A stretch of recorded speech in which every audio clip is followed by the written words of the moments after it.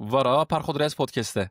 کما آمده 25 ماه دهان لدیاربکر کنسرکا تاریخی دا. از جی جبو چابنرینان بکم لمیدان کنسر لپارک نوروز حاضر بوم. کنسرکو وقت اوی ایوارو شف بو بکتنا تاریخی را زمین چیکر کو کما آمد به مجازه به ستان خا آگرکی گروهخینه برونایی وی آگری تاله لتاریخ بینه و نوروز جبهار بشمتینه پاییزه. بلکی نیوی پر جباجارن دن بده هزاران انسان هاتو بون جبو کنسرا کما آمده توپ بون کو کما د پاییز حیات خدا نو جرا پیشی اوقاس حیران لجیه کی ددی و خالصر دسپیک حیات خا لبهارکا بگلو کلیلک هیستکر بری کنسر دسپی بکه ج شوان پرور حتی هوزان شمدین و خلیل خمگین گلک سازبندان ج اکلان مزن مساجن خا گوتن هنک مساج پر دریج بون گلک سازبند کن ببرن ج گرتین سیاسی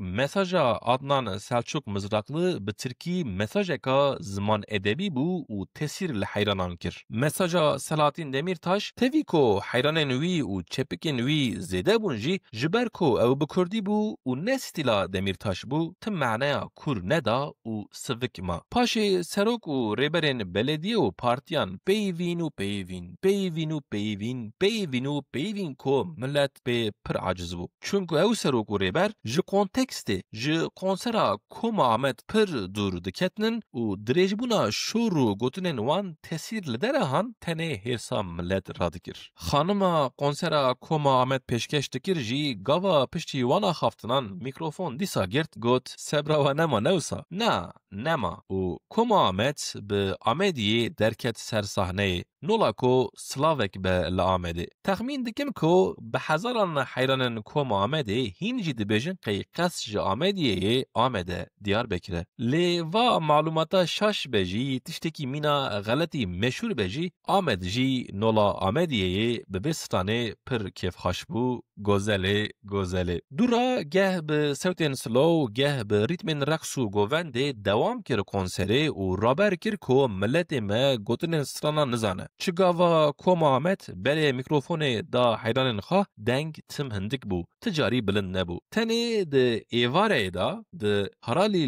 Haralayê da ew jî ji ber ku nola sloganekê bû bi heyranan dengekî bilind çêbû. Ha sloganên bi rastî jî siyasî û alo filamayên resmî. Gaziya min kanıbıya bigota min tiştekî wer li vê konserê nebihîst nedî. Lê maalesef gerek herkes zanibe ku müzik bixa pir tiştan dibêje. Li konseran îcap nake ku sembol û sloganên din tiştekî bêjin. De ez a rind careka din bêjim. Koma Amedê 25 meha dehan li Diyarbekir konsereka tarîxî da.